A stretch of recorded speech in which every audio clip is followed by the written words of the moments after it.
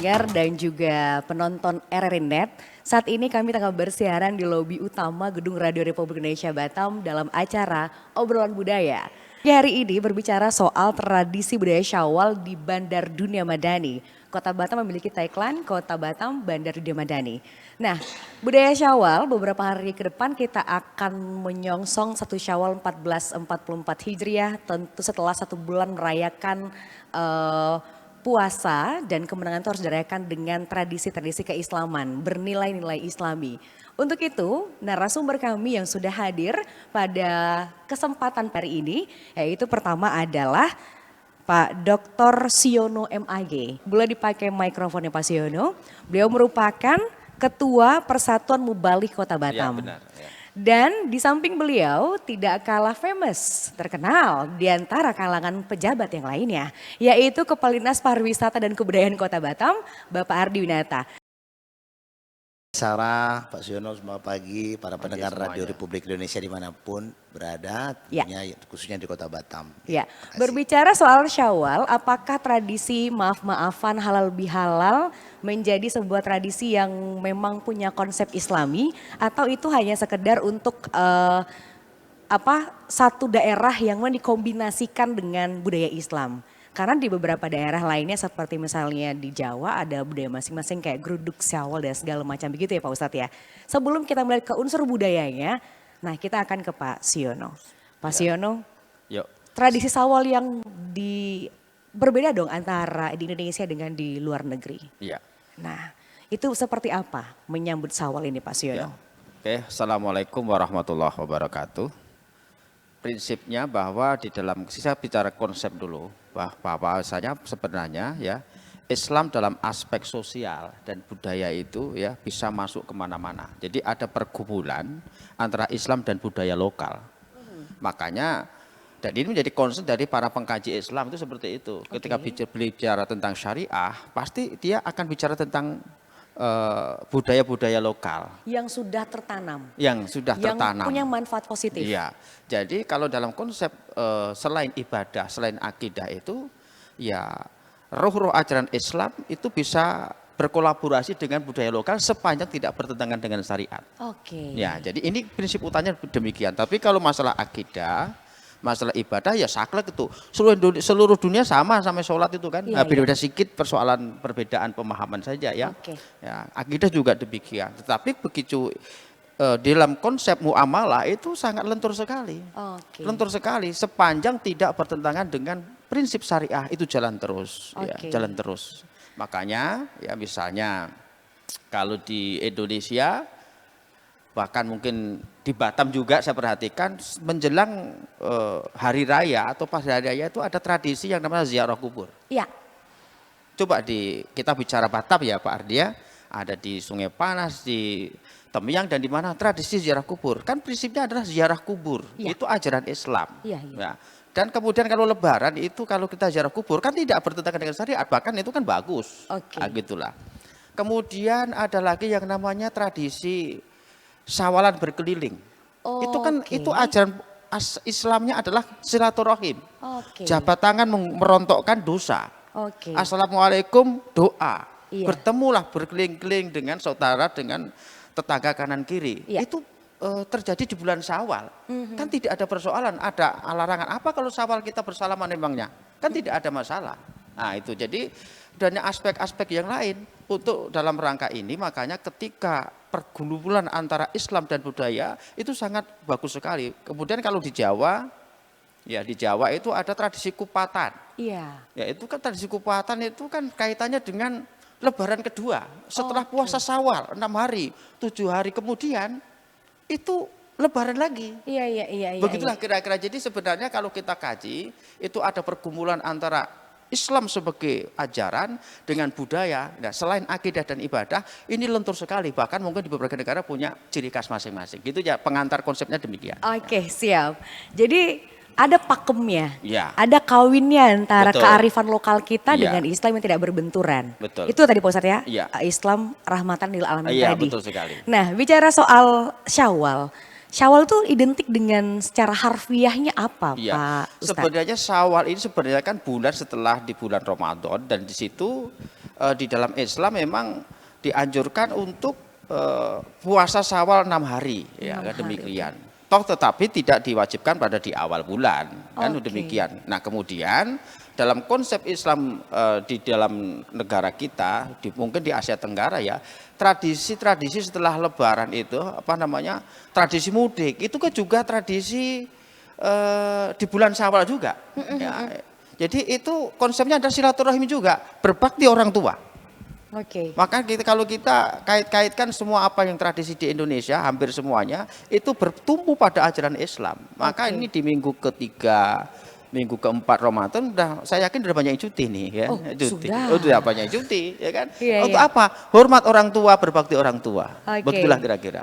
Oke, makna yang perlu kita serap agar Iya. tidak ada kesimpang siuran informasi, Pak Ustadz. Iya. Syawal ini apakah benar untuk bermaaf-maafan bersalam-salam atau hanya sekedar datang hanya untuk kedua orang tua saja? Ya, pada prinsipnya ya bahwasanya ini kan kalau kita kaitkan setelah bulan Ramadan penuh kita itu ubudiyah kepada Allah, kan Oke. begitu. Ini kalau kaitkan dengan tradisi yang terjadi ya dan ajaran Islam. Di bulan Ramadan kita dipus betul untuk selalu iktikaf. Oke. Kemudian baca tadarus Al-Qur'an, kemudian taklim, kemudian dan banyak sekali ibadah-ibadah di bulan Ramadan. Jadi dipuskan banyak kelebihan-kelebihan. Nah, kan konsep Islam itu ada vertikal horizontal. Iya. Nah, setelah bersih kita, kemudian kita ada konsep zakat fitrah kita. Oke. Itu pada hakikatnya mengajarkan adalah untuk berbagi dengan sesama. Nah, kemudian hablum minallah dan hablum minanas itu seiring sejalan. Di bulan Syawal inilah tradisi kita berkeliling, bersalam-salaman Oke. dalam rangka untuk menjaga dua hubungan ini. Oke. Tapi Pak Ustadz, dalam tradisi Syawal apa sih yang tidak boleh kita larang? Kalau misalnya lagi salam-salaman ngomong tetangga, emasnya banyak loh, dia beli mobil baru loh. Tentu ada pantangan-pantangan Pak Ustadz. Ya, artinya dalam segala aspek itu ada sisi sisi harus yang dihindari pasti ada ya kan. Oke. Walaupun kadang-kadang kita berjumpa dengan kawan salaman tapi jamnya harganya 5 juta. Pamer dong. Oh, tergantung kita sebenarnya. Makanya prinsip kesederhanaan dan lain tetap dikait-kaitkan dengan apa yang kita lakukan. Jadi Oke. artinya tetap menjagalah koridor-koridor itu sepanjang tidak bertentangan dengan syariat. Islam mengajarkan untuk walatus rifu, janganlah berlebih-lebih. Oh, Ah, oke. kita jaga itu dalam konsep ajaran Islam di lapangan dalam Oke. kehidupan kita. Oke baik, kita ke Bang Ardi. Bang Ardi senyum-senyum aja dari tadi nih. Bang Ardi, bicara soal tradisi Syawal Bang. Ini bisa tidak untuk disuguhkan kepada masyarakat internasional bahwa kita punya tradisi yang unik? Ya, Assalamualaikum warahmatullahi wabarakatuh. Waalaikumsalam. Semua pendengar untuk ini bisa on air juga ya, baik Radio Republik Indonesia Batam. Tadi unik tadi ada pertanyaan, saya ngopi juga nih Pak Ustadz. Tadi pertanyaan Sarah, jadi kan apa tradisi ini terus dipertahankan ya untuk bersalam-salam. Saya pikir sempat tidak, Pak. Oh, Sempat tidak Pak Ustadz. Corona. Corona. Biar Baik. jangan terlalu tegang ya. Iya, iya. 2 tahun kita tradisi ini hilang, Iya, iya. dilarang, tidak boleh sama sekali, tidak berkunjung-kunjung ya ke rumah orang tua aja mungkin tidak berkunjung pada saat Iya, itu. iya. Tapi alhamdulillah tahun ini kita kembali bisa bersilaturahmi ya. Satu dengan yang lainnya, tetangga, saudara dan sebagainya. Ini salah satunya mungkin karena saya Kepala Dinas Kebudayaan dan Pariwisata Kota Batam, tentunya sedikit memberikan apa yang kita lakukan pemerintah Oke. pada saat COVID kemarin. Artinya bahwa pemerintah Kota Batam melalui kepemimpinan Bapak Wali Kota Batam Haji Muhammad Turudi itu tidak pernah menutup, melockdown Batam secara saklek. Jadi tetap dibuka tapi dengan satu ketentuan protokol kesehatan yang luar biasa. Sehingga pada saat sekarang kita tidak tidak terkejut, ya, lebih cepat majunya, lebih cepat bangkitnya. Ini bisa dilihat dari indikasi bahwa pertumbuhan ekonomi kita 6,8 di atas pertumbuhan ekonomi nasional. Iya. Ini luar biasa. Kemudian juga sebagai Kepala Dinas Kebudayaan dan Pariwisata juga sektor-sektor pariwisata sudah dibuka semuanya kembali running well. Yang dulu dirumahkan sudah dipanggil lagi Pak Ustadz. Iya, iya, Alhamdulillah. Kalau dulu sedih melihat ada double job, sekarang alhamdulillah mereka sudah bicara THR tahun ini. Iya, Amin, ya udah full ya Bang Ardi Baik. THR-nya. Nah, mengenai tadi tradisi bersalam-salaman itu mungkin pendekatan saya lebih kepada kebudayaan ya. Siap. Jadi bukan saja bisa dikemas untuk keluar wisatawan mancanegara dan domestik, mungkin lebih daripada itu, karena tradisi dan budaya, khususnya di budaya Melayu, karena kita berada di Kepulauan Riau ini, artinya khususnya di Batam, base daripada budaya Melayu itu adalah Islam. Nah, ini yang luar biasa. Jadi konsep keislaman itu sangat kental di kebudayaan Melayu. Oke. Nah, sehingga tradisi-tradisi yang disebutkan tadi oleh Adinda Sarah itu terjaga baik Pak di sini. Nah, tentang bersalam-salaman, berkunjung-kunjung, kemudian juga ziarah kubur dan sebagainya itu sangat dipelihara baik. Karena balik tadi mendengar ya apa yang dibicarakan, kalau misalnya kita ingin ngegibah, ingin bermegah-megah, Iya. itu sebenarnya saya pikir tergantung niat ya. Di mana saja ada niat. Mungkin di Arab Saudi sana, di mana saja juga terjadi hal yang sama ya. Mungkin ada yang ya tergantung pada niat. Itulah manusia Pak Ustadz ya. Nah, jadi itulah tuntunan kita di dalam berkehidupan ini, Al-Quran dan hadis itu sangat penting. Nah, kalau kita melihat apa itu budaya, karena base budaya Melayu itu adalah Islam, kita berpedoman kepada yang namanya PPKD. Jadi PPKD itu adalah pokok pikiran kebudayaan daerah. Oke. Jadi semua pemerintah ya itu wajib menyusun PPKD, dan alhamdulillah kita sudah punya. Nah, ini sudah ditetapkan dengan peraturan sudah ditetapkan keputusan Wali Kota Batam nomor 281, kita sudah punya PPKD. Apa itu PPKD? PPKD itu ada 10 objek pemajuan Pak Ustadz. Oke. Sarah yang mulai pendengar ini biar tahu ya apa itu Iya. kebudayaan itu. Budaya itu bukan sekedar menari, menyanyi ya, ada 10. Nah, 10 itu antara lain itu yang masuk pada objek pemajuan kebudayaan itu ada 10, antara lain itu ada ritus. Kemudian ada bahasa, kemudian ada seni, ya, mungkin seni ya, Iya. mungkin ada marhaban, berzanji dan sebagainya. Kemudian ada yang namanya sastra lisan seperti berpantun, celoteh, ya. Kemudian juga ada yang namanya olahraga tradisional, ini luar biasa, ya. Yang berbau tradisional, ada teknologi tradisional seperti kita menenun, itu termasuk objek pemajuan kebudayaan. Terus ada pengetahuan juga. Mungkin ada ramuan-ramuan obat tradisional. Kalau dulu tidak buru-buru kita mencari obat di apotek begitu ya. Jadi mungkin kalau sekarang herbal kali ya.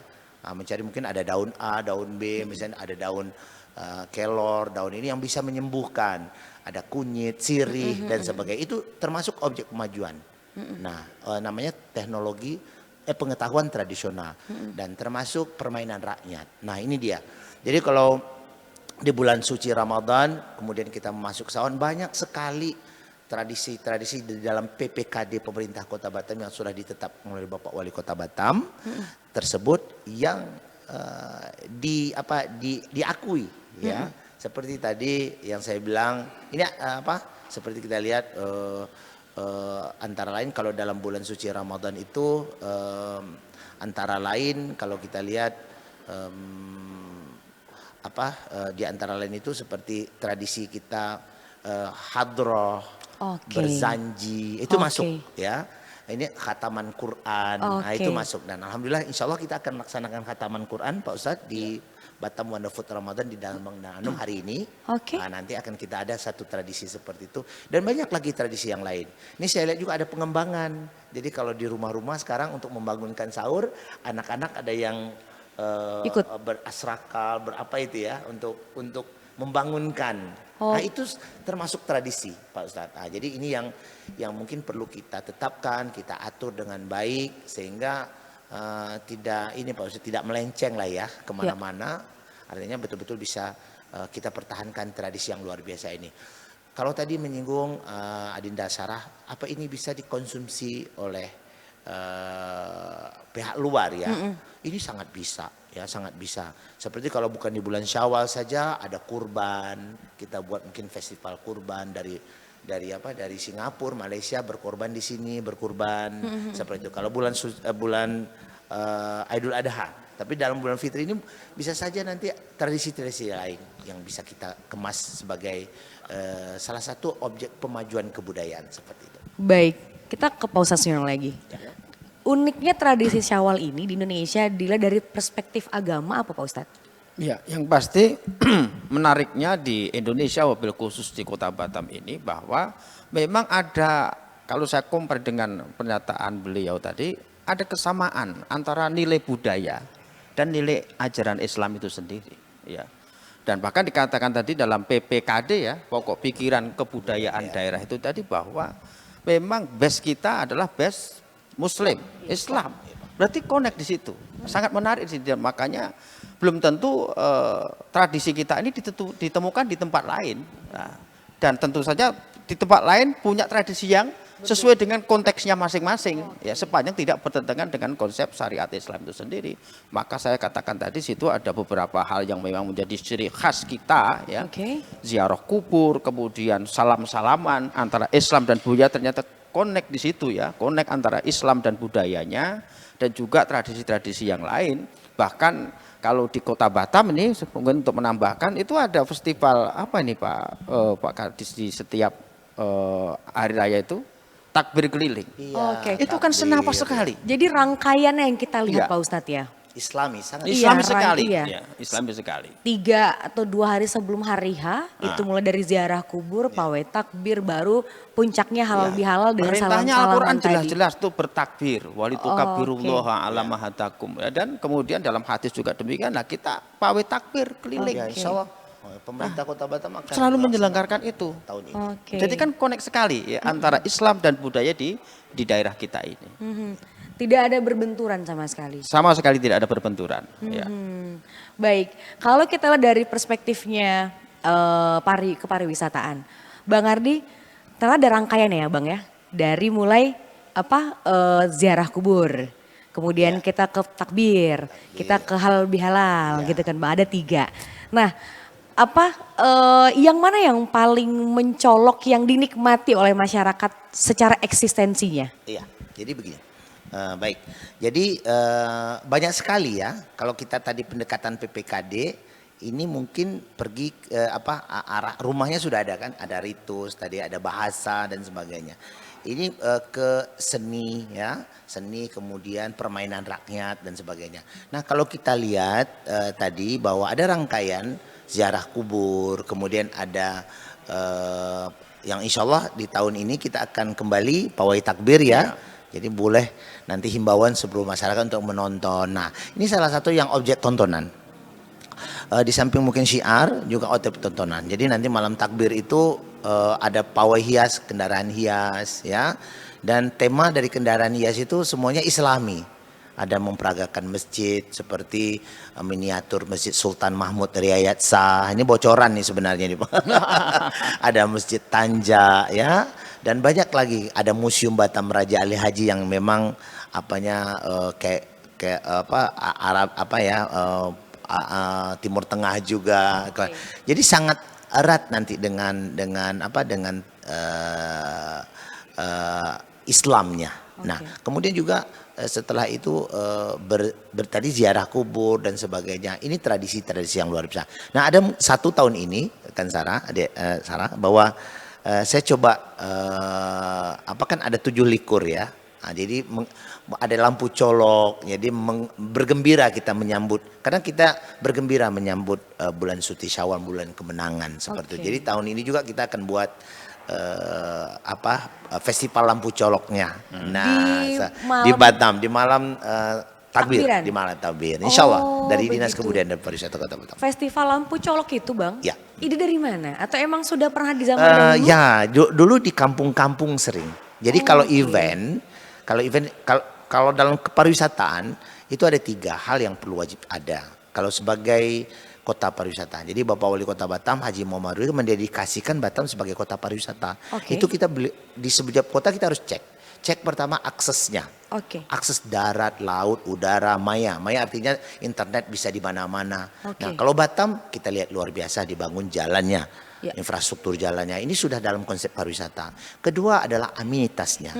Amenitas itu daya dukung. Hotelnya kita punya 241 hotel. Kemudian kita cek, kemudian restoran. Pak Ustadz kita punya, bayangkan kita punya 1063 restoran. 3 tahun nggak selesai tuh kalau bisa jalan satu-satu. Okay. Kita punya rumah sakit, Polda, Polres, keamanan dan sebagainya, terminal ferry ya internasional, ini amenity. Dan terakhir adalah atraksi alam, atraksi budaya dan atraksi buatan. Nah ini tentunya kalau kita bilang atraksi budaya bisa dikatakan atraksi budaya. Nah inilah dia yang perlu kita kemas, yang kan saya bilang bisa enggak. Jadi ini tantangan bagi kita Pak, karena di tahun 2019 kita mendapatkan jumlah wisatawan hampir 2 juta, itu terbesar setelah Bali. Nah, Jakarta Kepri ya, kita Batam paling dominan, nomor 2 setelah Jakarta. Nah tentunya event-event seperti ini bisa ditonton ya, bisa dikemas sedemikian rupa ke depannya nanti seperti itu. Festival Lampu Colok Bang, itu gimana? Bisa kita menggambarkan seperti apa Lampu Colok itu Bang? Generasi seperti Sarah Bang gak kenal Lampu Colok Bang. Dia cuma tahu lampu lilin yang dibakar ya Bang ya. Kalau dulu di kampung-kampung itu menjadi satu tradisi ya, malam 7 likur, 3 malam terakhir itu sangat namanya malam 7 likur. Ini kita lampu colok, namanya lampu colok. Oke. Artinya kita pas malam kita gelar, karena sebenarnya tahun kemarin saya sudah, tapi hanya kecil-kecil saja dulu. Di tahun ini kita coba besarkan lagi dan mudah-mudahan nanti di tahun-tahun berikutnya juga bisa lebih besar lagi eventnya dan bisa lebih lama. Artinya mungkin 3 hari sebelum Lebaran seperti itu. Karena dari sudut kepariwisataan ini menarik. Memang kalau kita lihat kunjungan wisatawan itu di bulan Ramadan ini bukan menurun ya, lebih agak slow ya, tidak peak season seperti kalau National Day-nya Singapura ataupun ada di Bali ya, seperti Monki itu mereka memang keluar ya. Tapi di bulan suci Ramadan ini kita coba menarik wisatawan dari Singapura, Malaysia ke depannya untuk bisa menikmati ini yang mungkin di mereka sudah tidak ada ya, sudah hilang tradisi itu karena juga masyarakat Islam Melayunya di Singapura Malaysia cukup banyak. Jadi mereka ingin bernostalgia, ingin tahu bagaimana tradisi dulu-dulunya. Ini kita coba akan tarik kembali seperti itu. Festival Lampu Colok. Berarti ada satu lagi tradisi yang budaya yang sangat erat kaitannya dengan Syawal. Iya, Syawal Pak Ustadz. Tapi sebelum kita bahas, sebenarnya lampunya diapain gitu loh Bang Ardi. Kita akan break sejenak. Penonton dan pemirsa RRI tetaplah bersama kami di Kanal Inspirasi.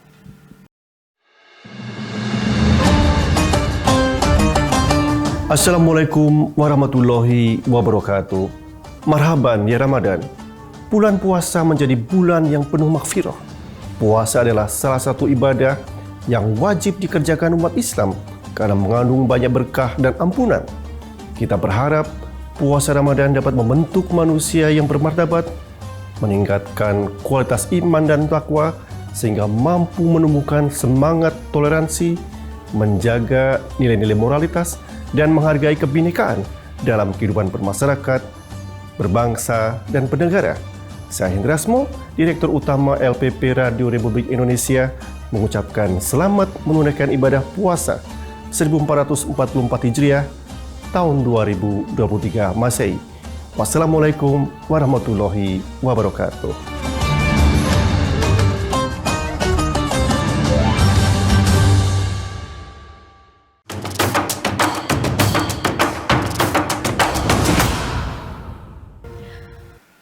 Pemirsa dan pendengar RRI Net, terima kasih Anda masih bersama kami dalam obrolan budaya.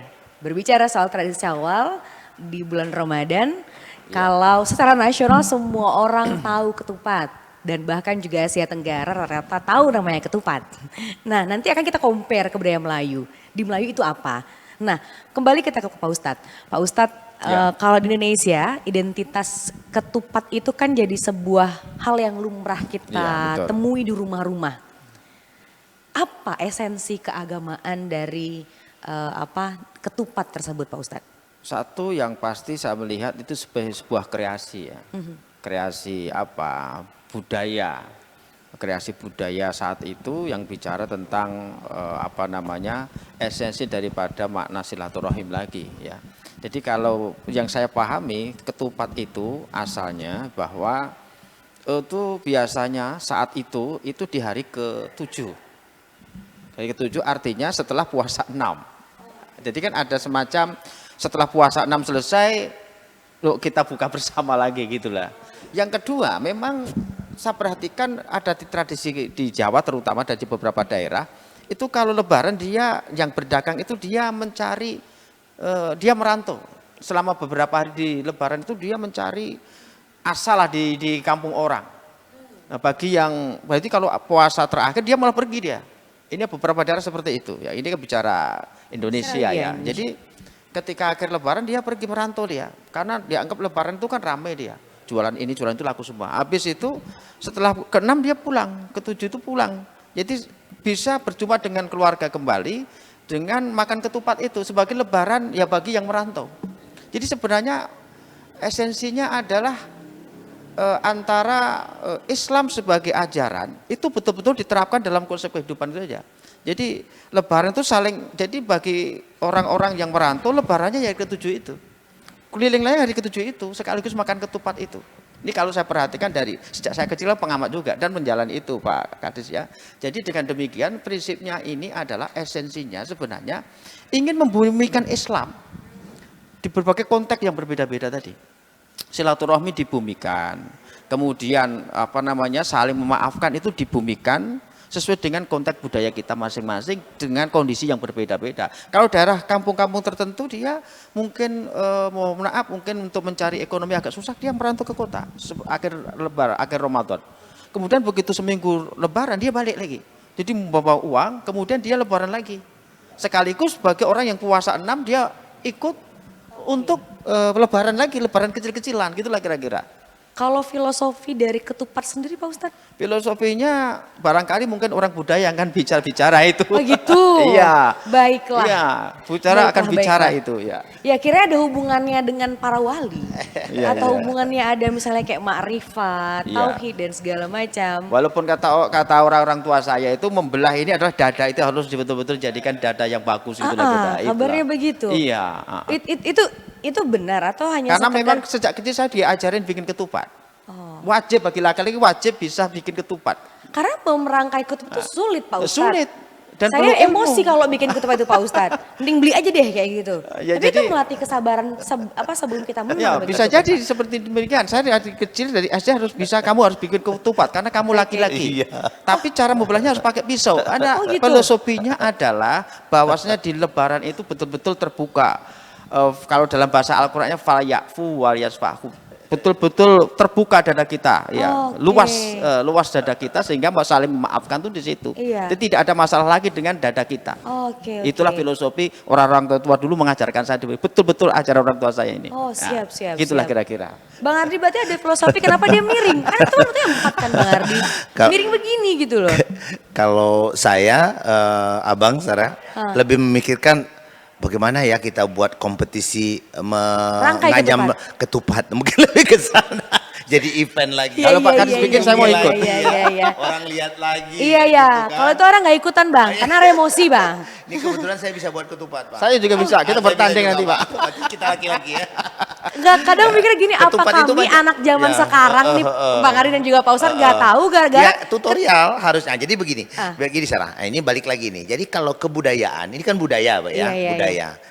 Lebih ke sana dulu, bahwa budaya ini pertama perlu dilestarikan. Oke. Kedua, budaya itu perlu dimajukan. Oke. Nah, itulah yang main besarnya. Jadi apapun budaya kita perlu turunkan ke generasi berikut. Oke. Ya, bukan tidak mungkin ya. Dari 10 objek pemajuan tadi, khususnya bahasa, Oke. salah satu yang sudah hilang.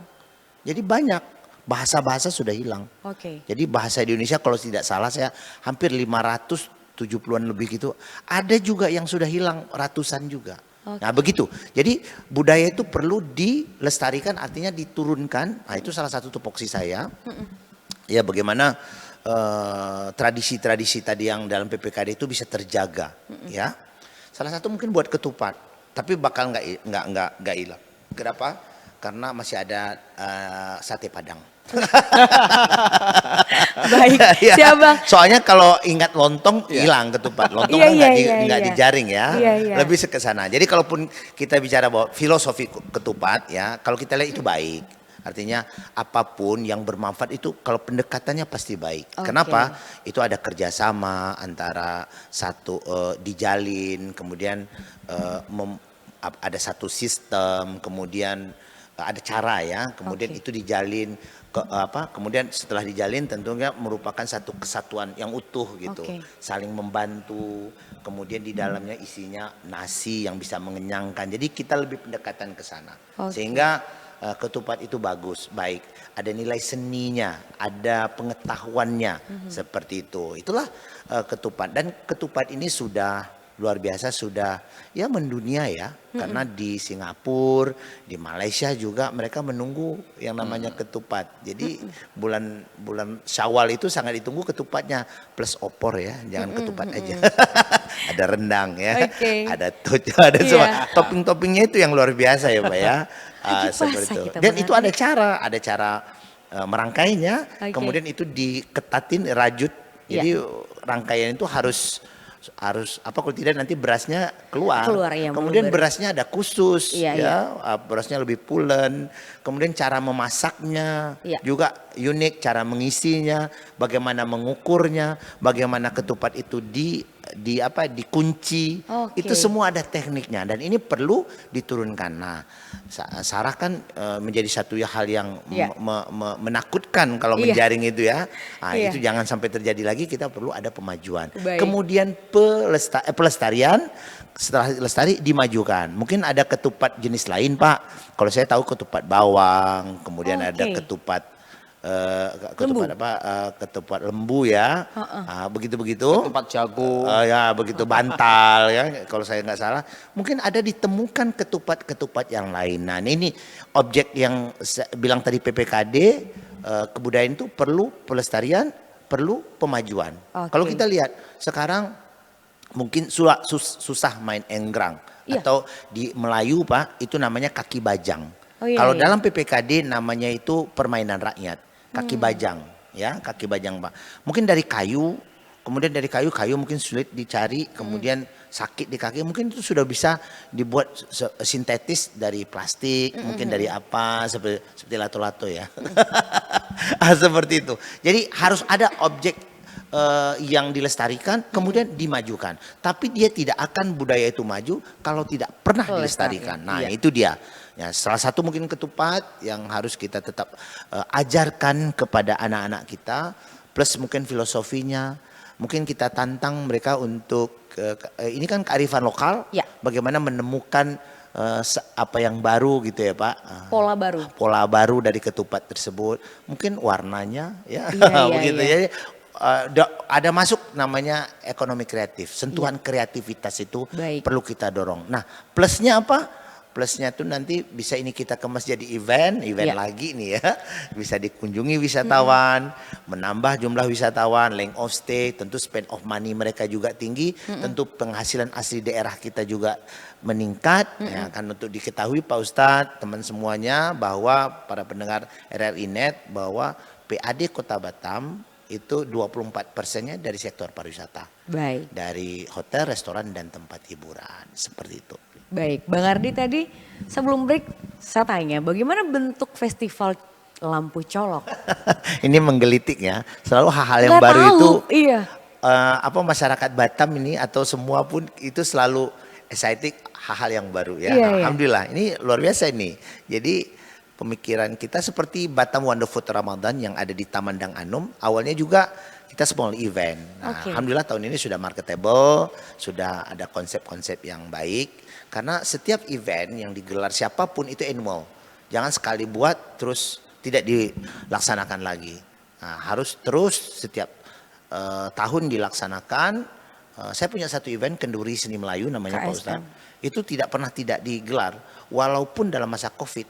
Itulah satu-satu event yang tidak pernah tidak digelar. Jadi dengan trik kita, bagaimana mungkin secara daring atau secara daring dan sebagainya kita lakukan pada saat itu. Nah, Festival Lanjung Colok ini 2 tahun. Tahun kemarin kita buat small, tahun ini kita cuma bigkan lagi, besarkan lagi, kita build lagi tahun tahun depan seperti itu. Nah, kalau kalau visualisasinya bahwa lampu colok itu dibentuk, ada bentuk masjid ya Pak ya, kadang-kadang ada bentuk bunga dan sebagainya. Tapi next. Tahun ini kita coba gelar ini deh, lampu colok yang bahan bakarnya dari tanah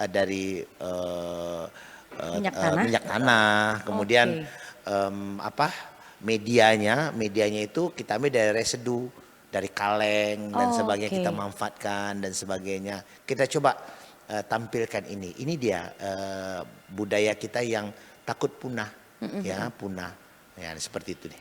Punah karena modernitas. Ya, jadi kita jangan, budaya itu menjadi jati diri.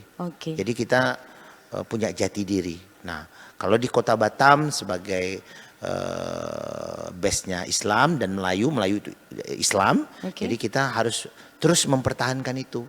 Baik. Ya, kearifan lokal seperti itu kita perlu pertahankan seperti itu. Oke, kita ke Pak Ustadz. Ustadz, tadi kita udah ngomongin betapa banyak sirkulasi uang di Dinas Pariwisata jika budaya Sawal ini terus dimakmurkan. Betul. Iya, rangkaiannya. Pak Ustadz, kalau misalnya dari segi pandangan agama Islam, Nabi itu waktu bulan Syawal ngapain, Pak Ustadz? Ya, jadi saya katakan tadi bahwa di dalam Islam itu kan ketika sudah Ramadan adalah puasa 6 Syawal. Ya, cuman kan di dalam konteks pemahaman itu bahwasanya puasa 6 tidak harus di awal. Jadi yang penting adalah masih bulan Syawal. Jadi saya katakan di awal itulah pergumulan Islam dan budaya lokal. Ketika persoalan akidah dan ibadah itu tidak akan pernah berbeda di mana-mana. Beda pun sedikit-sedikit itu faktor-faktor furu'iyah saja, faktor yang kecil-kecil. Tetapi kalau konteks dalam hal ini adalah budaya, tentunya ya kita tidak harus seperti yang ada di Arab. Gitu loh. Di Arab saya kira nggak tahu, Pak Kadis mungkin di Arab ada nggak tradisi keliling ini ya? Nah, saya nggak tahu. Jadi artinya kan ini aspek sosialnya, Pak. Aspek sosial yang bertemu pada nilai-nilai ajaran Islam, ya. Nilai-nilai ajaran Islam. Kemudian juga banyak hal yang nggak tahu apakah di Arab itu ketika di bulan Syawal apakah ada tradisi ziarah, saya juga kok kurang tahu. Yang pasti Islam mengajarkan bahwasanya kita berziarah kubur itu ajaran Islam. Dan tentunya di Arab mungkin tidak ada yang namanya, nggak tahu saya ya, apakah ada tradisi mudik. Nah, kalau kita kan ada tradisi mudik dan itu konsepnya adalah ketika sekian lama merantau kita berbakti kepada orang tua, itu kan konsepnya ajaran Islam. Tidak harus ada sama yang di zaman dulu dengan sekarang, di sini dengan di Arab tidak harus sama. Karena ini aspeknya aspek adalah budaya yang berbaur dengan budaya, berbaur dengan sosial, sehingga tidak harus sama antara satu daerah dengan yang lain. Nah, kalau bagi saya tarik kesimpulan di Kota Batam Madani dan di Indonesia bahkan Asia Tenggara, di tradisi-tradisi ini saya kira memang harus terus bertahan. Karena memang saya perhatikan sampai sekarang dipertahankan oleh pemerintah, kemudian memang generasi kita juga sangat antusias dengan itu karena memang itu nilai ajaran Islam.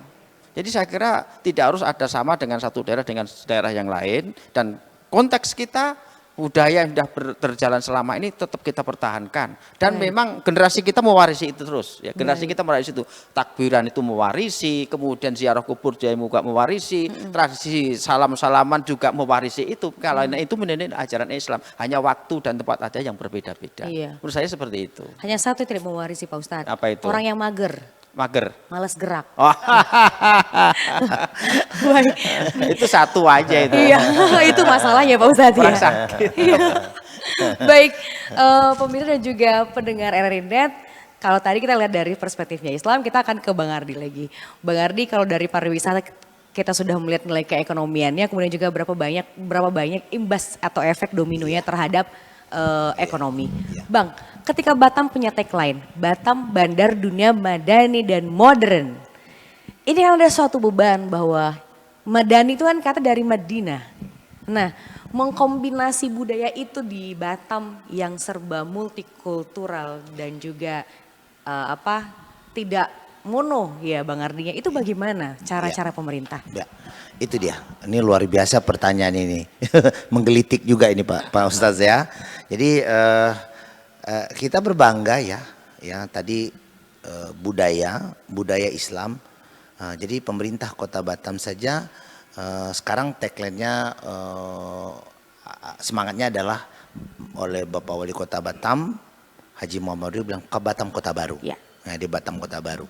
Artinya di situ di dalam visinya, dalam misinya kita ada modern dan madani. Nah, kata-kata madani itu adalah kata-kata Islam ya Pak ya. Ya. Nah, artinya tradisi keislaman sangat kuat di Batam ya, di Batam. Nah, terus apa korelasinya dengan budaya yang Batam sangat multi culture. Jadi kita sudah saja punya yang terdaftar ya, ada 72 paguyuban. Nah, paguyuban ini pasti mereka mendorong ini sebagai lembaga sebagai organisasi yang silaturahmi itu jelas sangat identik dengan mempertahankan budaya masing-masing ya. Ada 72 di Batam. Nah, apa hubungannya dengan budaya Melayu yang Islam? Kita punya satu lembaga adat Melayu. Nah, ini luar biasa, kantor saya aja di sana sudah mengikrarkan bersama-sama bahwa budaya lokal kita yang asli kita adalah budaya Melayu. Nah, budaya Melayu itu memayungi. Jadi memayungi semua budaya-budaya yang ada di Batam. Jadi yang 72 berada, kita bareng-bareng. Ya, bareng-bareng. Kemudian kita punya berbagai macam organisasi masyarakat,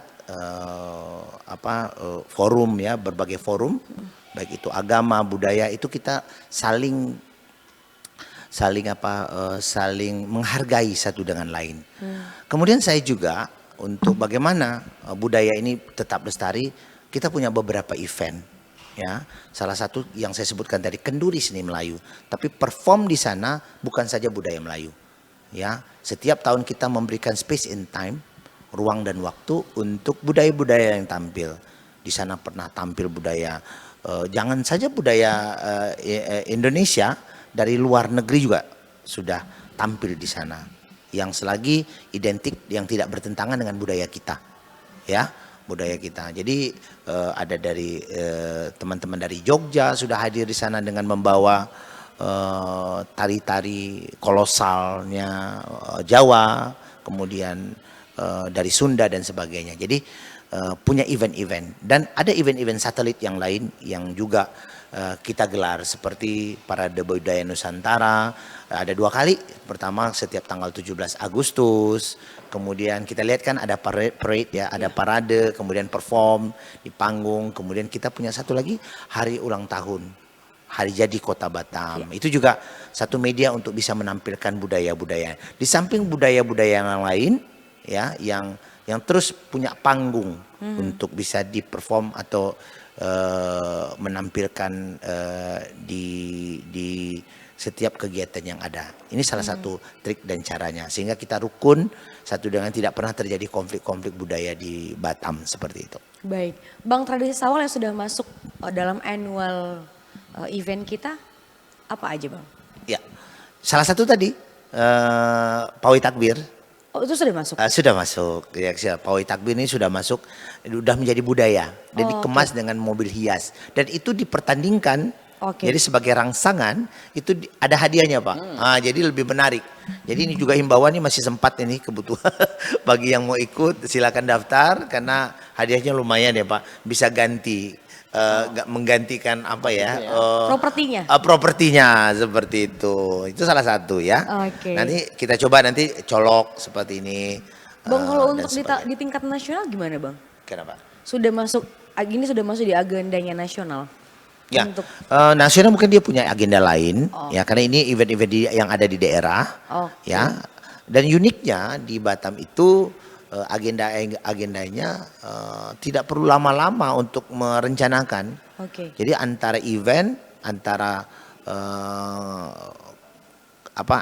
produsen, ya, ataupun yang pembuat dengan customer atau yang menonton itu cepat sekali bisa terinteraksi Pak. Ya.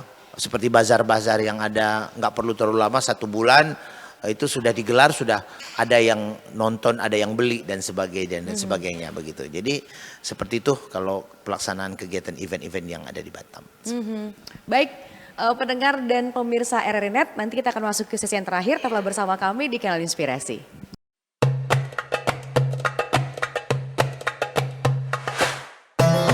Bismillahirrahmanirrahim. Assalamualaikum warahmatullahi wabarakatuh. Ya ayyuhalladzina amanu kutiba alaikumusiyam kama kutiba alal ladzina min qablikum la'allakum tattaqun. Saya Ansar Ahmad, Gubernur Kepulauan Riau, mengucapkan selamat menunaikan ibadah puasa Ramadan 1444 Hijriah untuk seluruh masyarakat Provinsi Kepulauan Riau. Ramadan telah tiba. Saatnya bagi kita semua untuk berlomba-lomba memperoleh keberkahan dari Allah Subhanahu wa Ta'ala dengan perbanyak amal ibadah, ketakwaan, dan juga mempererat tali silaturahim. Manis sungguh si buah kurma, kurma dibeli di tengah pekan. Ramadan pun telah menjelma, perkuat silaturahim, perbanyak amal kebaikan. Wassalamualaikum warahmatullahi wabarakatuh.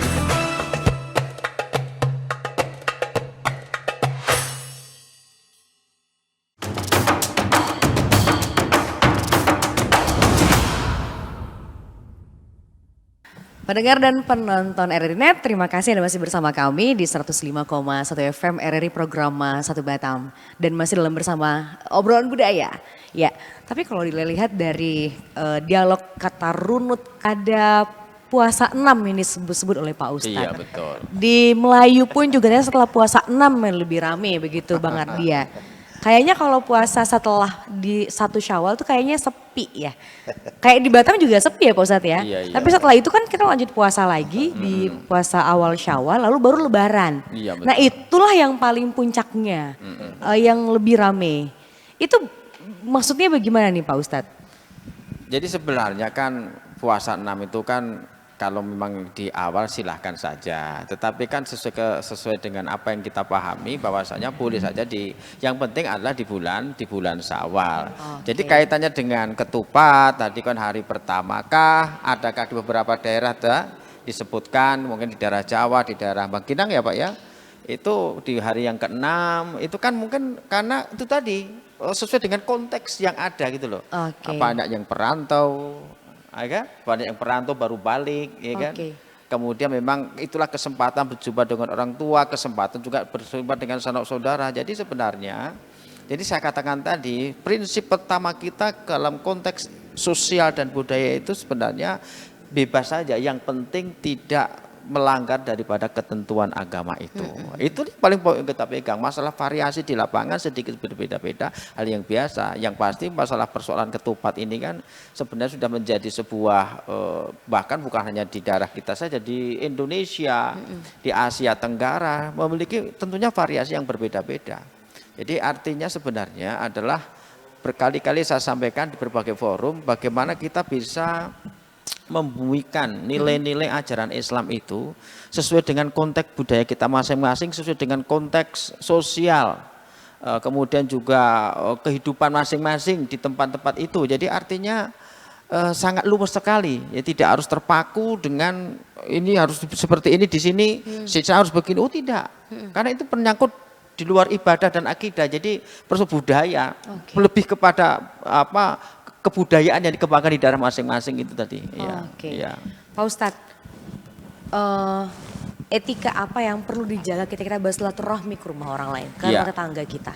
Yang pasti dalam konteks beragama kita, karena silaturahmi itu ada perintah yang memiliki nilai-nilai spiritualitas dan nilai-nilai sosial. Karena kata Rasul itu kan mengatakan bahwa siapa yang jalin silaturahim maka dia akan dipanjangkan umurnya dan juga dimurahkan rezekinya. Dan tentunya dalam konteks dalam bersilaturahim tetap ada nilai-nilai yang harus dijaga oleh kita semua. Yakni misalnya dalam konteks kita cara berpakaian. Itu yang kadang-kadang dilupakan, mentang-mentang itu persoalan sosial, kemudian ketika lebaran itu sudah dianggap sudah tidak berpuasa lagi, sehingga jilbabnya sudah dilepas lagi lah, apa dan sebagainya. Yang pasti itulah yang harus kita jaga, apalagi ini adalah silaturahmi dengan tetangga kanan kiri. Kita jaga nilai-nilai yang barangkali boleh saya katakan, ya kita menjaga perasaan kanan kiri lah. Nah, menjaga perasaan kanan kiri itu kan lebih konteksnya di lapangan, konkretnya di lapangan. Jadi banyak hal yang harus kita jaga sesuai dengan kaidah-kaidah agama dalam bersilaturahim itu. Mungkin tahu waktunya, ya kan? Itu perlu juga dijaga. Etika ketika sedang berkunjung perlu kita jaga, menjaga perasaan yang di rumah dan sebagainya lah. Itu barangkali kaidah-kaidah umum yang bisa diterapkan dalam konteks sesuai dengan konteksnya masing-masing. Itu saja, intinya begitu. Jaga mata nggak berjelalatan. Nah, jaga perhatian ya kan, nengok lemari yang panjang-panjang mana nih kan repot lagi urusannya kan. Jaga mulut nggak boleh gibah, ya kan Pak Ustadz ya. Iya. Terpaksa ya. Kemudian juga jaga apa lagi ya? Jaga tangan. Banyak yang harus dijaga. Jaga hatinya, Jaga jaga hati, ya. dompet juga. Jaga dompet, Jaga dompet. iya ya Bang ya. Itu Wah, dia. ini ada tradisi baru itu kan, kasih uang raya. Iya. Nah Bang Ardi itu juga. Ini kan kita kan zaman sekarang ada dua metode memberi memberi amplop kepada anak-anak kecil. Itu konten lokal juga gitu ya. Iya, kan kalau mulai dulu- berkembang, zaman saya enggak itu Pak. Mungkin bukan ya, mulai Bang? berkembang ya, mulai Kan berkembang. dulu itu, Bang? Tidak apa-apa, kalau itu baik. Oke. Karena budaya itu kan cita rasa karsa Oke. manusia, ya kan. Dan budaya itu bisa berkembang.